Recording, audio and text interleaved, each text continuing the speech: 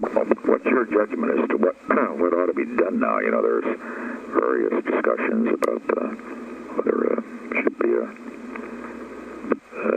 report made or something, you know, a report to the president, or just hunker down and take it, or what have you, and so forth and so on. Well, my feeling, Mr. President, thus far, frankly, is that you're not being hurt by this at all. That this is a Washington story still, and that sounds incredible after all this time and all this publicity, but I'm convinced that's so. But you see, looking to the future, I suppose, Chuck, what some of our fellows that are, you know, like Dean, who's really done a superb job here keeping all the fires out, he's concerned about, you know, what bubbles out, you know. Yeah, well, Dean has a problem also, Mr. President. I didn't want to say this to you. Monday night when you mentioned to me that Dean has done a spectacular job. I don't think anybody could do as good a job as John has done.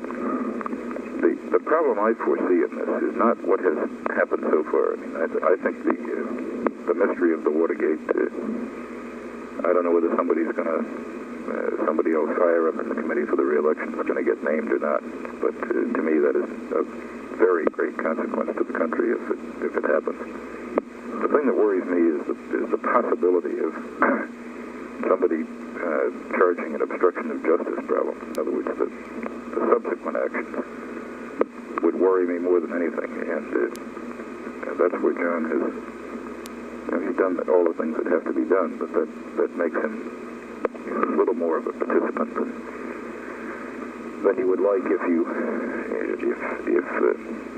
the fellow that has to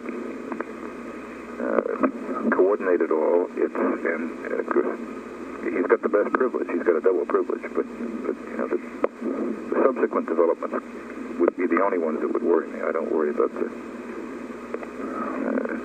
how the Watergate came about. I think that's been so milked out that they get someone else or get them. That's all. I mean, if there's testimony, it'll get so goddamn confused. It's maybe the stuff afterwards that. You mean with regard to the defendants? Of course, that was all.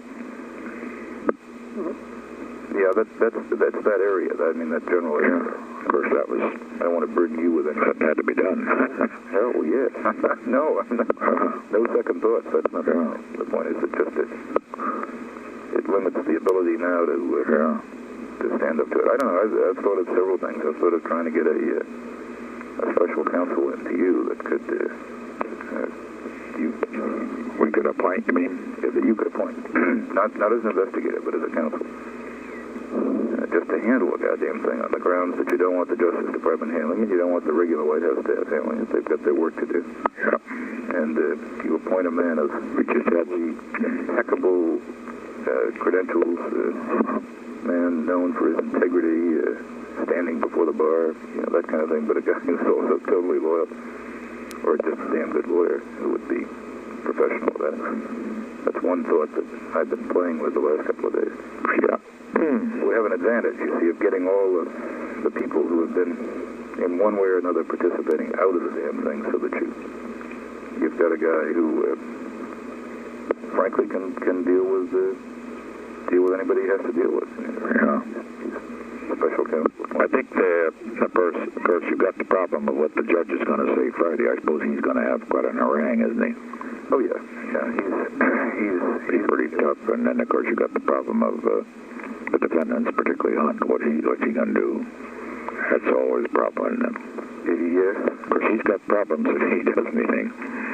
You know, he's. Well, that's right. You know what I mean? He's. Yes, sir. My own opinion of that is that he just will hang in where he is. I mean, I think at the moment, I think that's in as good shape as it can be. You never know. A lot of pressures on him, right? Sure are.